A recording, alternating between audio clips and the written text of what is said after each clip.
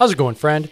Friday edition of the Hard to Kill podcast coming right up. And today we're looking at brain health and how it affects your testosterone levels. Stay tuned for a great episode.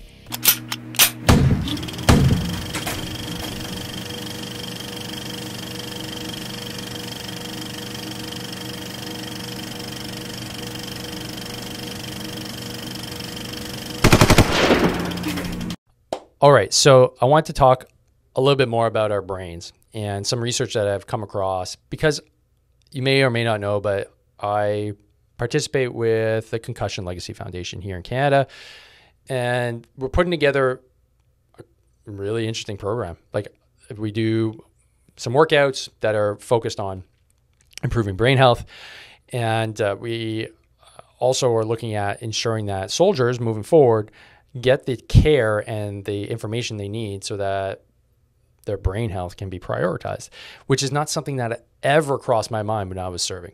So ultimately, what I've looked at here are just two research papers. I'll share them with you because I think they're really important, because they also relate to what I do, obviously, as a trainer, and they relate to hormonal health as well. Additionally, we're going to look at what's going on in the community and look at how you can participate a little bit more in a podcast community. So let's dig right into it. So let me just open up my Evernote here. And always, before we get started, guys, don't forget, hit subscribe. If you're on YouTube, hit the bell. And the more you do this, the more this information gets distributed to the masses, to the troop, okay, to the warrant officer, to the major that are dealing either with, who knows, transition, or dealing with back issues, or want to get stronger, want to get fitter, want to get ready for court, whatever it may be, okay? And they get to hear more and more of our awesome guests as more and more of you hit subscribe. So it goes a long way. Really appreciate it and appreciate the support. So moving on, I almost forgot. Happy Ramadan to my Muslim brothers and sisters. And this is totally relatable to what I do, because when I talk about fasting, I always refer to Islam because it's got a long, month long? I think it's a month long, right? It's all this month. I think it goes to May 2nd, and I think Ramadan ends May 2nd this year, where you have a fast from sun up to sundown. Freaking badass. Man, that's really cool. So, and it's incorporated within the religion. Christians have it too, but we slough it off, man. It's like, oh yeah, I'll fast. Yeah, Lent. Yeah, I'll fast. Yeah, no problem. Oh yeah, I won't eat, fish, or won't eat meat on Fridays. We're slacking, man. We're slacking. Got to get harder. Okay, so loving the fasting. Happy Ramadan. So moving on. If we look at the screen here, I've got the first study up. It's the effective deployment to a combat zone on testosterone levels and the association with the development of post-traumatic stress symptoms, a longitudinal perspective Dutch military cohort study, published in PubMed. And I think it's got NIH funding here. So the National Institute to Health from the States. Okay, so let's dig right in. Objective here is there's limited evidence on the association of the activity of HPG axis. What is the HPG axis? That's a hypothalamus, pituitary, gonadal axis. I'm going to explain that with a post that I did a few years back to make it understandable, but bear with me. The stress and symptoms of stress-related disorders, period. The aim of the current study was to assess the effective deployment to a combat zone on plasma testosterone levels and the possible association with the development of symptoms post-traumatic stress disorder. The methods. They had 918 males that were included in the study before deployment to a combat zone in Afghanistan. And the effective deployment on testosterone was longitudinally assessed. Prior to deployment, and follow-up assessments were performed at 1 and 6 months. Okay, cool. And then 1 and 2 years post-deployment. So therefore, the results. The plasma testosterone levels were significantly increased after deployment compared with pre-deployment levels, although no difference was found between individuals reporting high or low levels of PTSD symptoms. Pre-deployment testosterone levels predicted the development of PTSD symptoms at 1 and 2 years post-deployment. So the conclusion on this is the study provides evidence that not the alterations in testosterone levels shortly after deployment, but the pre-deployment testosterone levels are associated with PTSD symptoms, which is of value in the identification of biological vulnerability factors for the development of PTSD. Wow, mind blown. This was really cool. I went down a rabbit hole after this because that has massive implications, right? Going into a war zone makes sense. Your testosterone gets jacked up. I felt freaking awesome when I was deployed. Like, I'll be honest, like I got bigger. I was lifting heavier. I felt really good. And it makes sense. You're ready to fight. You're ready to kill. Your testosterone goes through the roof. You're on alert. That makes sense. Post-deployment or pre-deployment levels, if they're too low, and I don't know exactly what the millimoles of plasma testosterone were measured here. I'd have to dig a little bit further into the article. But what that means is you have a means to potentially decrease the rate or the amount of PTSD in your soldiers when they're, presumably still serving or a veteran, so that you don't have to incur as much cost to support that veteran to ensure that they get better. Well, that's pretty cool. And what that level is, I'm not sure, but definitely, especially because like everybody that deploys, the age range is pretty young, right? We're all in our 20s, early 30s.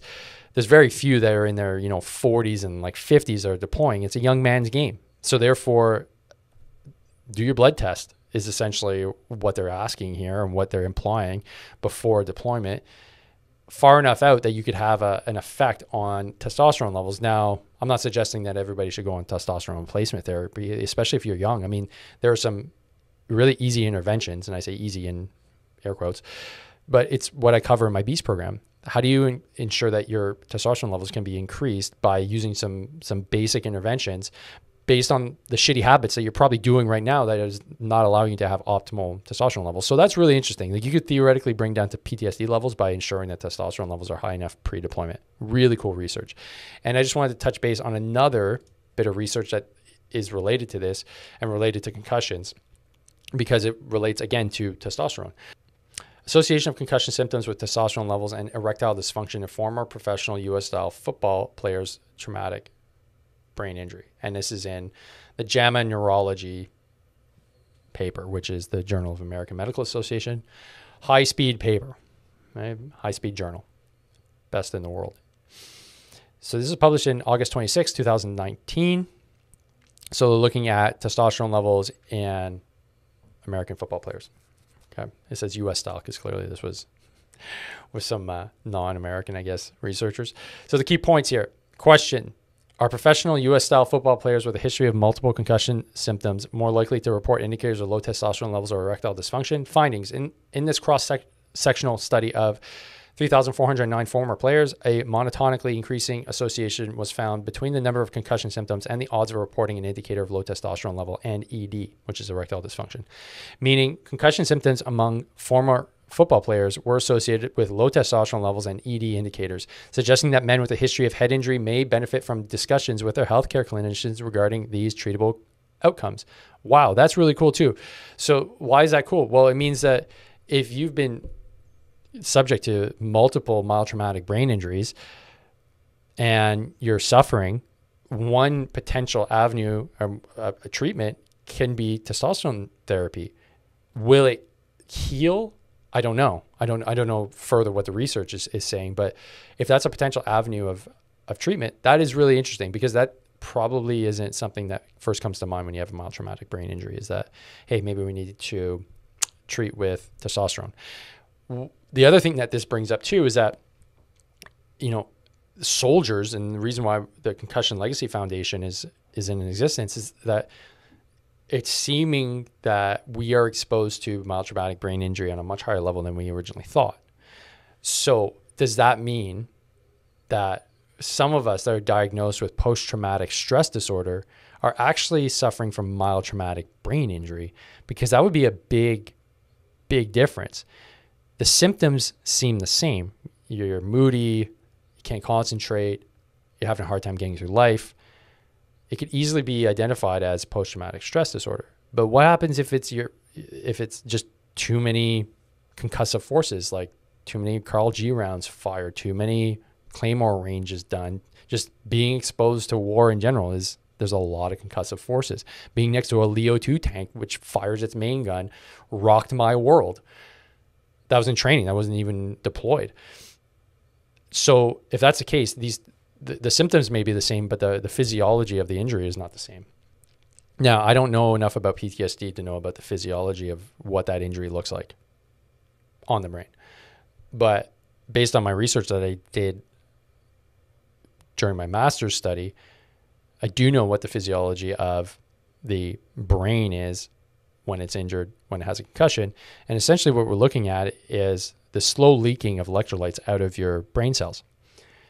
The electrolytes, calcium, potassium, sodium, these allow for chemical signaling between your neurons. So they fire every time something needs to happen at light speed, right? And they allow the gates to open. Okay, there's potential. There's sodium and potassium gradient potential for it to fire. It needs to reach a certain level and then it drops off. Well, if you don't have enough of it, it can't fire as fast. It can't recover as fast. So that's why you're sluggish. That's why maybe you can't concentrate. That's why maybe you want to go to sleep. And therefore, that's why you have to have a protocol to allow your brain to heal, to start reuptaking those electrolytes back into the brain so that it can start working properly again. But those are two very different things. If you have a mild traumatic brain injury and you're being treated by just a psychologist or psychiatrist or a therapist to get better, but in reality, that's not what you're suffering from. You're suffering from a mild traumatic brain injury that you'll likely need testosterone for, and just some time in a dark room and not being overly stimulated. That could be really frustrating, man. And you wonder why I'm not getting better. I'm not getting better. Why the fuck am I not getting better? Wow, there's a lot of implications here. So I want to touch base on that because I think that's a really important conversation that needs to be had. How do we ascertain the difference between the two? That's going to be really complicated. I'm not going to lie, but at least there's the organizations now that are looking into it. So I'm really happy to be a part of that. And if you want to hear a little bit more about the conversation around this, tune into episode 95. Yeah, episode 95 with Ryan Carey. He's a former Canadian Armed Forces infantry officer, Afghan vet, and former CFL player as well. And he's got a really interesting perspective on the whole thing, and you should check it out. It's episode 95. I think it's called "The Infantry is a Concussion Factory." So go check it out. Check it out on your favorite platform, and check it out on Apple and Spotify.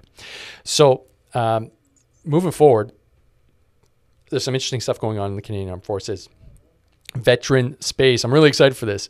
So Chance Burles runs Tools for the Toolbox podcast. I've been on his, he's been on mine, and he runs this awesome roundtable, and it's going to be this Sunday, 1800 Mountain Time.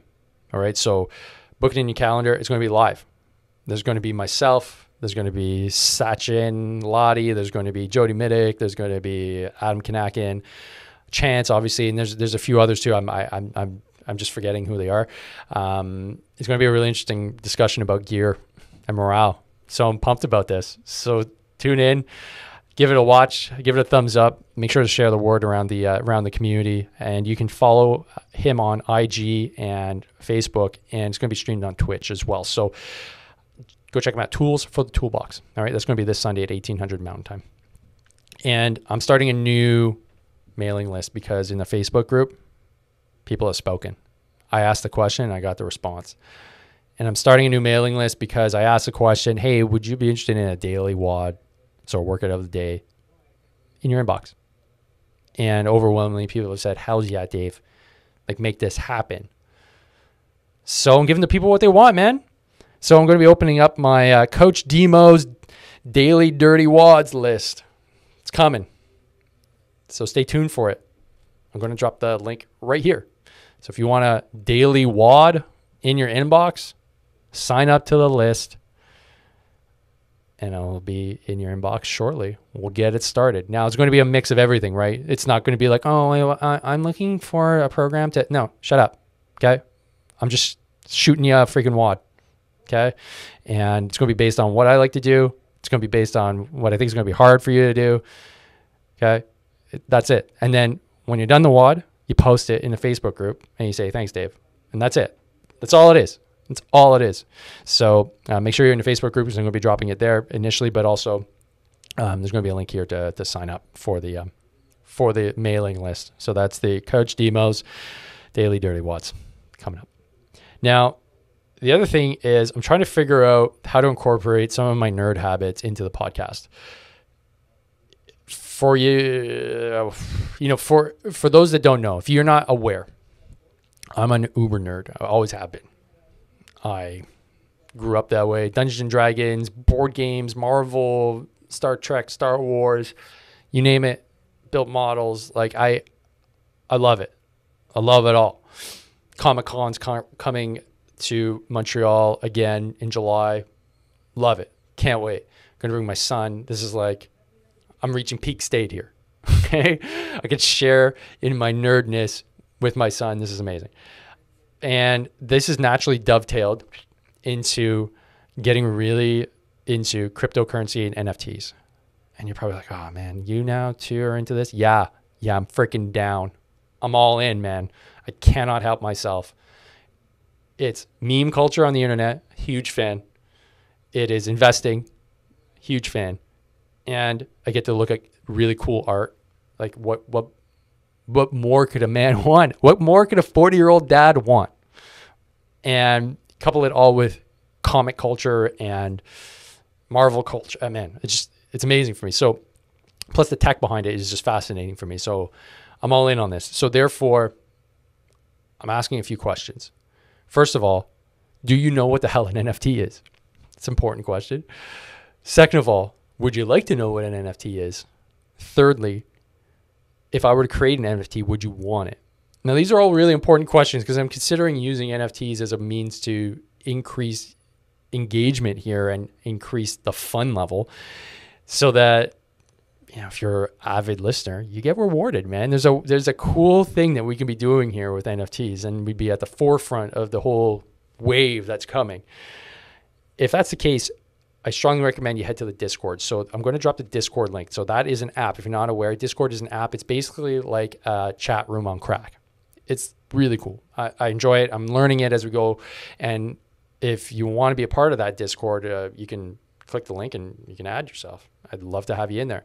And this is where you're going to be able to actually interact with me in a much different level rather than just like Facebook and just adding comments on Apple iTunes, which I still need you to do. But the Discord is going to be really part of the whole experience, and you can talk about, episodes and what you'd like to see and, some comments, and also be a part of any new developments that are going to come your way. It's going to be the Discord group that's going to get first crack at it. Like things like NFTs, like things like merchandise, like things like who's coming on the podcast, and maybe even be able to chat with certain guests that are coming on the podcast in your own private chat forum. So these are all things that are coming down the pipe, man. It's just a matter of getting on board and heading over to the Discord, which a link will be here in the show notes. Now, before I finish up, I said I was going to show you guys and explain to you the HPG axis. So let's just head over there right now. So this is an article I wrote a few years ago, one of my first actual blog posts. It's How to Become a Dangerous Man. And it's based off the podcast I did with Johnny Collins. Johnny Collins is a British veteran and was deployed to Afghanistan as well. And he works with men. He works essentially with struggling dudes that can't get their lives sorted out and are having a hard time putting on muscle and feeling powerful and strong. And it was a great conversation. And I strongly recommend you go listen to that episode. And I can't remember off the top of my head which number it was. Let's click on here, make sure it goes to the right spot. And again, it's an old one, but it's a goodie. No, that's the wrong one. So I believe it's episode 10, to be honest. I'll post that in the show notes so that you can go right to it. But essentially what we're looking at here is the description of the male HPG axis. So the hypothalamus pituitary gonadal axis. And remember in the research, it said like there's an issue with that with respects to having your concussion and not allowing you to produce enough testosterone. Well, the reason why that is that the hypothalamus is a small little organ inside your brain. It signals to your pituitary, which is called your master gland, to produce two different hormones, LH and FSH. So those are right here. LH is luteinizing hormone. FSH is follicle stimulating hormone. In order for you to produce testosterone, you need to have enough LH. LH then acts on the testes, which then starts making testosterone. So this is grade 9 science stuff. So this is just a refresher. I'm just trying to bring it down to the lowest level possible. You don't need a science degree to understand this. So what are some things that can get in the way of this HPG axis from working properly? Well, the first thing is sleep, man. Like sleep definitely affects your hypothalamus. It stops it from functioning optimally. If the hypothalamus can't signal the pituitary, now, okay, we're getting some insight into why you don't have enough testosterone. Sleep is a really important aspect of ensuring that you have enough growth hormone and then you have enough testosterone. Because you can see downstream, poor sleep, poor signaling, poor LH, poor testosterone. Okay, so that's a really important concept that needs to be understood. And there's some compounding factors here. If we look back at some of the issues of PTSD is that, I've noticed it messes up your sleep. So now you go into a positive feedback loop, not in the good sense, in the sense that one thing compounds things to happen more. So poor sleep results in lower testosterone. Lower testosterone results in worse PTSD symptoms. Worse PTSD symptoms results in poor hypothalamus signaling to the pituitary gland, and so on and so on and so on. So no wonder you don't feel good. No wonder you don't have any energy. No wonder you can't keep muscle. No wonder you don't feel like going to the gym. And you get fatter and fatter and fatter. So this is why I bring this up, is that this whole axis needs to be well understood. And this is something we touched on with Dr. Kirk Parsley on, I believe, episode 31 of the podcast. Navy SEAL doctor works with his SEALs to unbreak their sleep, because their sleep was horrible. His sleep was horrible. And so the research is very clear. If you can sleep well, you can start increasing testosterone levels. If you can increase testosterone levels, you can start getting out of the hole. And this is why I go into this in such detail in my Beast program, is because if you don't understand this at a fundamental level, how could you possibly get out of the hole? Right? You're going to think like, oh man, this is just the way I am. Like I can't get out. Like, no, false. Sleep is one component, but there are a whole bunch of different components that you can start implementing to ensure that things like testosterone are well maintained and that you can actually thrive as a man, so that you can kick ass, take names, do better at work, be a better dad. These are all things that are tied to testosterone. Testosterone is our dominant sex hormone. So if it's out of whack and it's low, you're not going to feel like an optimal man. You're going to feel kind of out of touch. You're going to feel foggy. You're going to have an inability to connect. These are all symptoms of having really low testosterone. So therefore, ensuring that you understand this concept is a really important first step to being able to start correcting some of the issues. So really cool to see that the research here is starting to tie back into this, and I'm just acting as a conduit so that you can move forward and start taking action. If you want to take action, I'm going to drop the link here to the Beast program, and we can have a chat about what it means to be a beast and how you could benefit from some habit changes so that you can start producing more T naturally without jabbing your butt with testosterone. Okay, so I think that's it. I think I'm done. It's Friday. Time to go grab a brew. Eh? All right. Well, thanks again for tuning in. Don't forget, this whole podcast is really just been a dream, to be honest. And it's all thanks to you for tuning in, downloading and subscribing and sharing with your local community, your buds, your bros. And I wish you continued success and have a great weekend. Hope that you can tune in next week for some more awesome content. And don't forget, train hard, fight easy. Peace.